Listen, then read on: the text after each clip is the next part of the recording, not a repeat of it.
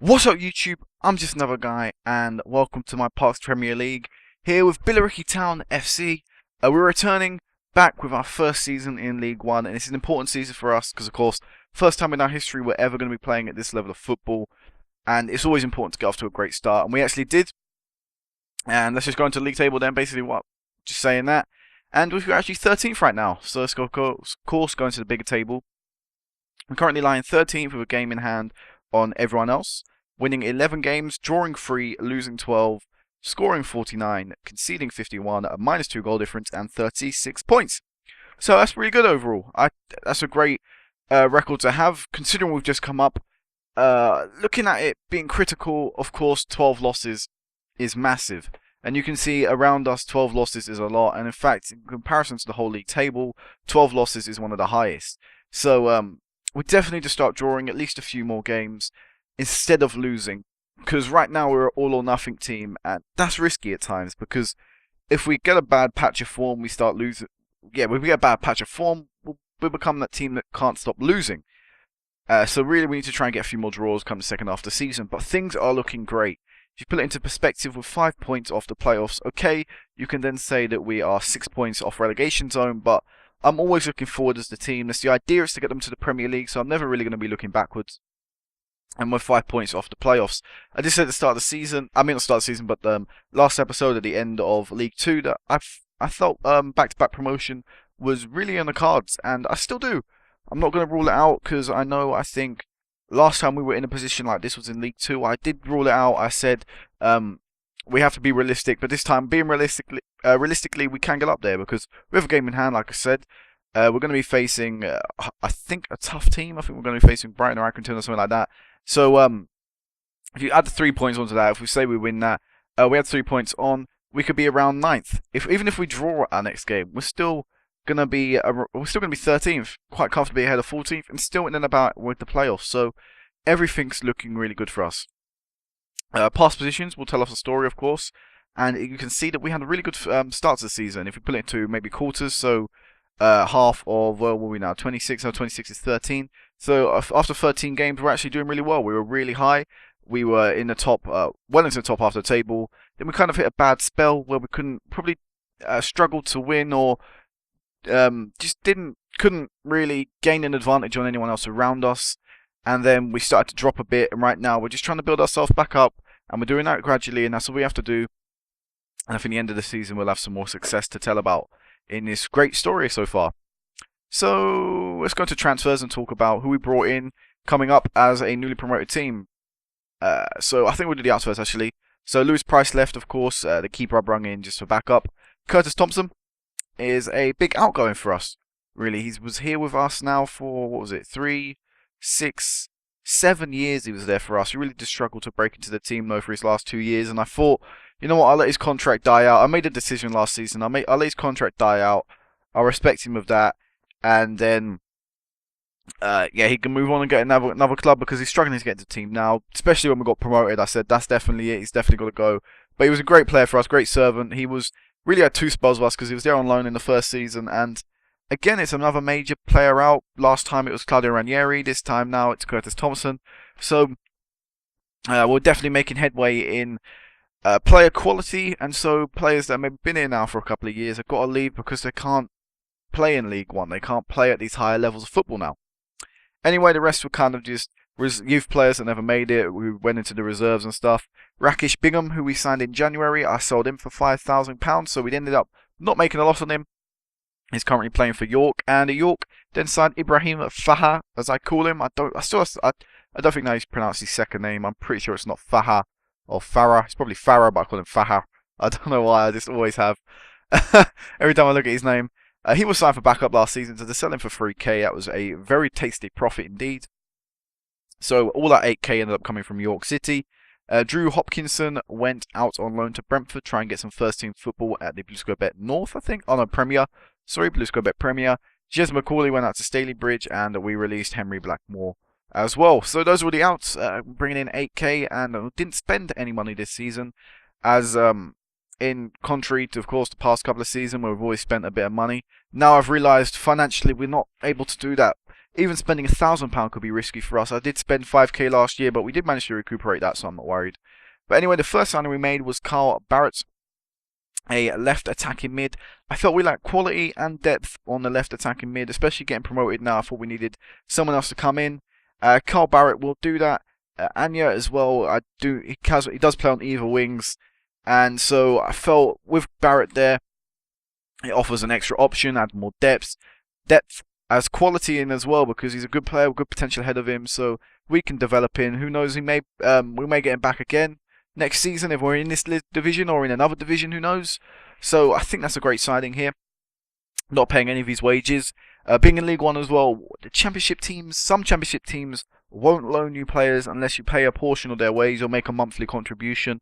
And I can't do that as a squad, so our squad's very small. So I ended up going for big Premiership teams as loan signings, and Southampton as well, who are a Premiership team. So I ended up going for quite big squads.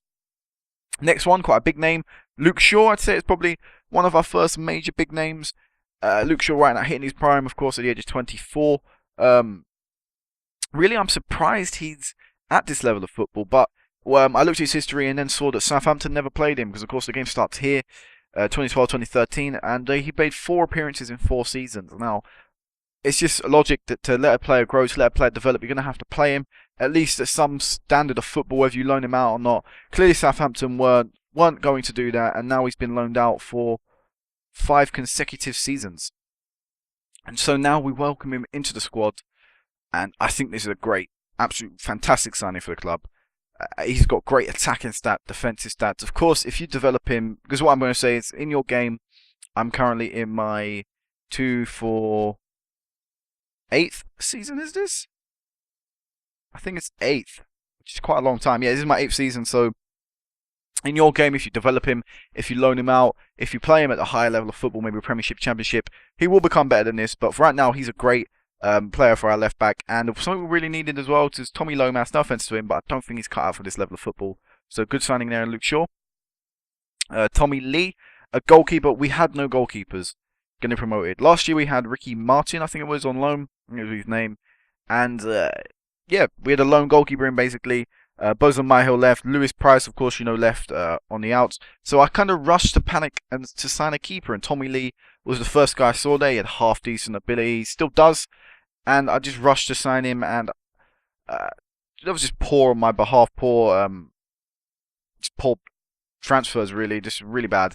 And he hasn't made an appearance for us all season long. He made one in the Cup, first game in the League Cup, and I conceded 3 goals, and I thought, yeah, he's definitely not going to be playing much first-team football for us.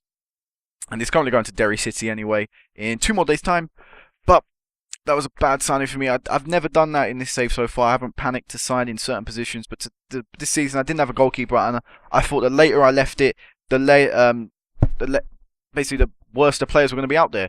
Because at my squad I have to kind of wait to set the targets for the season, which for me is mid-table right now. I always put mid-table as soon as we come up, and yeah, when they set the initial budget, which is about in June, I think early June, something like that, we didn't have any wages to spend, so I kind of have to let players' contracts die out and stuff like that. And of course, all the good players go in June, because English clubs can now start trading with English clubs with free players who are expiring contracts. So we really left to scrape the barrel, and Tommy Lee was a poor signing. It's probably the worst signing out of all of these so far. We signed Dino Benoit. I think I call him Benoit.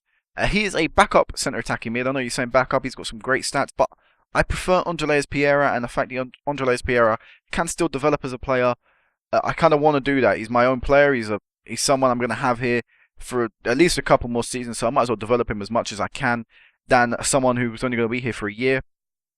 But it offers good competition. It offers a good backup as well, a really quality backup, and has actually played as well quite a hefty chunk of games. So this is a absolutely fantastic signing. Again, no wages being paid in this loan. Next signing was Rene Howe, a backup striker. Just someone who can add experience. I mean, 33 is hardly going to feature. He's made 6 appearances so far, 0 goals, 8 as a sub overall in all competitions. And just someone who's played at this level, is experienced, can play a target man role, really. It says poacher, but I'd probably play him as a target man. So I think that's a good backup signing. Again, £450 a week is not a lot to ask for, and he'll only be here for a year. Drew Beeden was a goalkeeper we signed next, 23-year-old. has some good potential on him. That's one of the reasons I signed him. One of the reasons I wanted to get rid of Tommy Lee pretty much as soon as I signed him. Richard Martin, as you see there. We actually think, sorry, my bad. I just said the keeper we have now. I thought Richard Martin we had on loan. Well, my bad. So yeah, Drew Beeden, he has got some good potential ahead of him. He's 23, so I really do doubt what the report is telling me is true. But for a backup goalkeeper, not too bad. He's on a K a week. But again, you kind of have to take risks. I'm happy paying that for someone who with potential like that. And he has not featured too much because I kind of feel like I need a keeper here and now. But whenever whenever my keeper gets injured, whenever I feel there's a game that I can afford to put a weaker keeper out, Drew Beeden's there and it's got potential hopefully to grow. James Ward-Prowse next. Again, them two players there, Luke Shaw and James Ward-Prowse, of course, are two fantastic young players at the start of the game. And it just shows here, if they're not given time to develop, they will be hit later on in their career. And he ended up coming down to League One, and he's played absolutely mind-blowingly well. He's got world-class stats for this level of football. And even that, look at that, good championship player. To come down to this level and play football for us is an absolute capture. Again, no wages either being paid by me. This is a great signing. Probably one of the contributions to why we're doing so well in the season. And next signing was Kieran Watford, coming as a backup right attacking mid. Again, I felt we lacked on the wings. Needed a bit of depth there because Anya is our first choice. Dennis Will-Bristow, who I would probably say is better striker than right attacking mid. Then it's Kieran Watford. You see Luke Shaw as well. He's a left back. So to say he's our fourth choice right attacking mid really does show our lack of quality there. But Kieran Watford, I'm happy with that. We have a backup signing. Some decent potential ahead of him. And our last signing was Richard Martin, our best goalkeeper that we could find. But I'm still not too happy. I want a keeper who's at this level of football as Richard Martin, 3-star current ability, has some good stats like this, but still has the potential to grow again. So he's on a K a week as well. And he's only here till the end of the season. He'll probably be going as well because I really want someone a bit more quality, a bit more class on a permanent basis in the goal. But that's all the signings. That's all the ins and outs. And that probably took quite a long time because I want to go in a bit more depth with these. And let's go into the fixtures, which was, yes, I pressed the right one. So, we started off the season with a 3-2 loss in extra time to Millwall. This was a great game, one that we really did fight to try and win. And played really well. Adam Noble scoring 2 goals for us. Shame fitness kicked in right at the end and they scored in the 111th minute. But a great way to start the season despite the result because we played very well against an established League One side. We'll get our revenge on them later, don't worry. Then we lost 5-3 in our first game of the season to Plymouth. Of course, my ex-employers on the rise to fame. Adam Noble, Anya and Tommy Lomas getting 3 goals for us. But it wasn't enough as Plymouth overpowered us and showed some defensive weakness in our side, and that's probably what's calling us our all or nothing. You see Drew Beeden was in goal there because I still hadn't signed Richard Martin because I was still trying to test him out, and that really did emphasize that we do need another keeper. Sorry about that, guys. An interruption occurred, which so anyway, let's get back to this. So Sunderland, we lost 1-0 in our next game, so this made us 3 games in a row with a late goal there with Matt James, which made us 3 games in a row where we was losing, and there were games that we probably could have won. Really, I mean, a late goal at Sunderland doomed us to a loss, extra time goal at Millwall doomed us to a loss, and really just poor defending threw away the result there, and I kind of felt we need to start picking up points now. We really do need to get a win. We drew against Rochdale, which gave us positive signs to build on. An own goal in the first minute by Richard Martin, not a bad way to introduce yourself, is it really? One of the first games you play for the club, and you score an own goal. But Adam Noble pinched one back, and we ended up coming away with at least a point. And then, of course, the first win. Probably some of you looked down. 8-1 against Millwall. Oh, man. The joy. I mean, struggling to win, really. Just couldn't seem to just get a hold of any game and just dominate it. And despite, really, you'd say, apart from the possession, it was an evenly fought match. We won 8-1 with Adam Noble picking up 4, Joe Curtis 1, Anthony Foster 1, Mick Mellor 1, and Carl Barrett 1. Absolute dominance of a game. 8-1. If only Millwall had scored, I could have said I'd 8 to be a Millwall fan right now. I couldn't. Yeah, everyone played extremely well there, and that's a great way to win your first ever game in League One there. We then managed to continue that on again. This time in the Johnston Paint Trophy, which is a trophy I'd like to win while in League One. Haven't actually won a trophy yet, won a league. I haven't won anything. All I've won is playoffs, so I'd like to win something. And we continued on in the Johnston Paint Trophy with a 2-0 win against Gillingham. We then won 3-2 against Portsmouth. I always point out Portsmouth, in my eyes, will always be a big team. They have good, big stadium, good facilities, and to beat them 3-2 again was a great result. We then, though, lost our first game in 4, losing 3-1 against Crewe Alexander. Kieran Watford could get us going in the 9th minute, but that was nothing more than a consolation at the end of the game. We then won 3-2 against AFC Wimbledon again. Showing the amount of goals that we've conceded does show our defensive weakness, but again, outscoring our opponents in the last, 12 minutes, I don't know why. Anyway, in the last 12 minutes of the game, we managed to score 3 goals and earn ourselves a good win against AFC Wimbledon at the Fan Stadium, Kingsmeadow. So, again, a good way to get ourselves back on track, but showing defensive weaknesses again, and the fact that they dominated us. I'm not happy with that. I never like being dominated in the game by possession.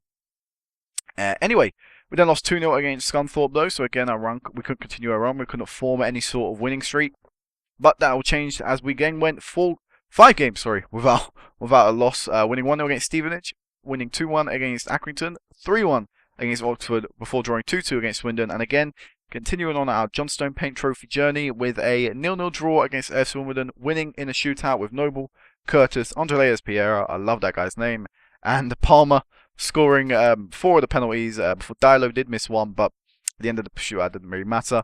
Realistically, they got a man sent off in the 73rd minute, and we should have capitalised in the last 17 minutes of the game because, of course, no extra time in Johnstone Paint Trophy, just go straight to penalties. I kind of like that about the trophy, the fact that lower league sides have enough games as it is, just go straight to penalty shootouts, just save some time, save them some fitness. Despite going through to the next round of the Cup, though, with 3 games without win, 3 losses in a row, that's not a good run. That's kind of relegation form. They're good for me to manage to bounce out of it, though, losing 3-2 to Chesterfield, 3-0 to Wickham, and 2-0 to Mansfield before again bouncing back in another high-scoring game, 5-2 this time against Colchester.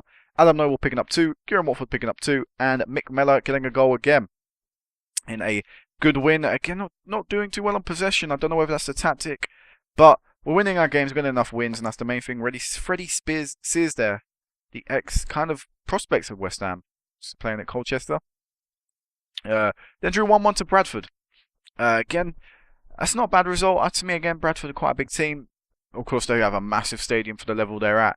To draw on 1 against them, again, Tommy Lomas, not the first choice left back, popping up with a goal, earning us a point after they equalised. Then the FA Cup journey began as we won 6-2 against AFC Hornchurch. I put the full team just because I don't know whether we're strong enough yet that we can risk maybe swapping out a few players. If they're fit enough, they will play, in my opinion. Then lost 2-0 to Kidderminster. Again, I should have won that game, I feel. I mean, Kidderminster are a big team in this game currently. Then, of course, being in League One, you have to consider them quite a big team. But realistically, I'd say I want to be beating teams like that. Because, again, in my eyes, they're a non-league team. They're a Blue Square Bet Premier, maybe a League 2 team. We should have the capabilities to beat them.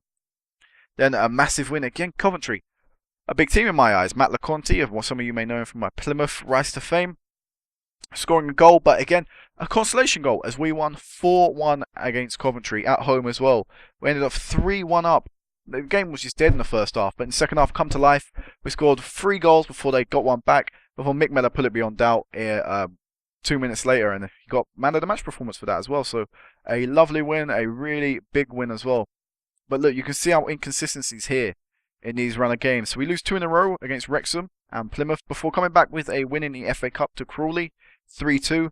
Again, Crawley, again, are quite a big team in my eyes. I know they're in the league below us, but there's still one you have to watch out for. They have just had 1 season in League 2 after being relegated. Still to fight hard, though. We still have to watch ourselves defensively to come away with a win. But again, 2 games, we couldn't just stop the goals going in. I mean, 9 goals conceded in 2 games. It's not good enough, and we should be doing a lot better than that. Before bouncing back and beating Brighton. Again, that's a big win against a big team, in my opinion. Before again losing 3-0 to Plymouth, and we start circling around against the teams we played already as we beat Sunderland 2-1 at the Stadium of Light, showing the lads showing me they have great courage and great character about them to go to the Stadium of Light and to beat a team like Sunderland who have just got relegated 2-1. So great result there, and we have got some good results here. And this time, Millwall managed to keep it respectable as we only beat them 3-1 in a game they played a lot better at. Maybe the home advantage is something I can utilise in this division. I'm not too sure yet. But looking ahead, we still have about half the games left, and we have an FA Cup game against Wolves, which I'm expecting to lose. They're in the Premiership, but yeah, you have to play every cup game, surely. What should we go to now? The tactics. The tactics are still a 4-2-3-1, which I'm playing attacking. Team instructions are currently zonal marking, drilled crossing, and nothing else is fiddled about with too much. As a squad as a whole, we'll have a look at this before going into some awards and stuff. So, Adam Noble is our highest appeared player, as well as our highest goal scorer. Again, a fantastic goal scoring player that is. Really good capture for the side. Assist-wise, they're coming from James Ward-Prowse, Andreas Piera, Carl Barrett, Anya. So down the left, right, and pretty much the centre, pretty much everywhere in the field. I like to see that because it shows that we can create from anywhere on the pitch. Clean sheets. We're struggling with clean sheets. I mean, 25 games, only 3 clean sheets. Shows a defensive weakness and something I need to strengthen on in January if I can. But to strengthen, I need to sell, and it's just really tough right now. And our highest average rated so far this season is Mick Miller. I'm going to ignore Anya. I'm going to say it's probably Mick Miller and Adam Noble, as I just swapped their positions around. Mick Miller and Adam Noble, two great players there. Great, just great players. I couldn't think of the word then. Mick Miller still proving it time and time again that he is cut out for any level we play at, with another 7.23 rating at a different level of football. He's 4th so far. And Adam Noble just showing no matter what you put in front of him, he will find the back of the net. We really need to keep hold of this player as long as we can, just to try and, just because he's, I mean, I'm going to struggle to find anyone who can score as effectively as he can, because he does miss quite a few chances. I will admit that, but a clear-cut chance, he will probably take it. A one-on-one, he may miss it every now and again, but he probably 6 times out of 10 he will score, and that's great for this level of football. Elsewhere. Let's go to stats. So, team stats, we currently have the highest goals scored in the division. That's a good thing to have, but we're just conceding too many, of course, as you saw on the fixtures. Player-wise, Adam Noble is the top goal scorer, almost top goal scorer in the league, with 16 goals, just 5 behind, which I think he can get that. I mean, he scored 4 in one game against Millwall, so who's to say he won't do that in a couple of games. James Ward-Prowse as well, one of the top assists, along with Danny Laverty, a player that I actually had him the last time I did this, last year's FM12 game. Danny Laverty, I had him from the Blue Square Bet Premier all the way to the Premier League, so I don't know if he could do that again in this game, but yeah, he's scoring a lot, getting a lot of goals created for Chesterfield, as James Ward-Prowse is doing for us. A thing I like to look at, of course, every time is salary per annum. So we have the smallest wage bill in the league, not spending £1 million, £950,000 a year, showing that we are working on a shoestring budget compared to the likes of Sunderland and Brighton, teams that we've managed to beat this season. I'm working wonders here, if I do say so myself. Bit of big-headedness come out there. And average attendance 4,000. So we're not the lowest in the league. Colchester are the lowest, but it's not enough to really fund what is needed at the side, because financially we are still going down and we're going nowhere fast, really. We've taken out bank loans, 2 bank loans. We're paying back 24k a month. Last month we managed to produce a profit, so I mean, if you look at it like that, if we can maybe get a few more months like this, we won't be so bad. We maybe steadied the ship. But yeah, things have really been hit hard so far, and it's only going to get worse by the looks of it. So the only way to get out of this financial mess, despite getting promotion already, is another promotion. Because I'm already working on quite a small wage budget. I mean, 17.88k a week. If I could see the other team's wage budget, I'm pretty sure it'd be really high in comparison. So yeah, it's surprising to me. It doesn't make sense that I made more money in the non-league than I do at this level of football. Maybe I don't make more money. Maybe it's the fact that I'm paying more wages. I don't know. I'm not going to call myself an expert at that stuff. Anyway, Mick Miller joined the icons list, as you see. Favourite personnel: Ethan Mannion, Adam Noble, and Alfie Mawson are all in there. Transfer-wise, we have any staff coming? I think I made a couple of changes to staff on history. Because I want to kind of keep you up to date with that. Kate Gascoigne coming as a physio. We let a lot of people leave in terms of director of football, under 18s manager, head physio, and 3 scouts, which I weren't happy with. just to try and cut down on that as well. And to me, it's always important that I keep my training stars up. Everything's at 3 stars or above right now. Right now, Phil Neville is one of our coaches and things like that. The aim is to get all of them to 4 stars because that is a good consistency. But training facilities aren't going to get improved, sadly. I did mention this last time, I think. I'm not sure if it was actually announced last time, but we currently have no board requests.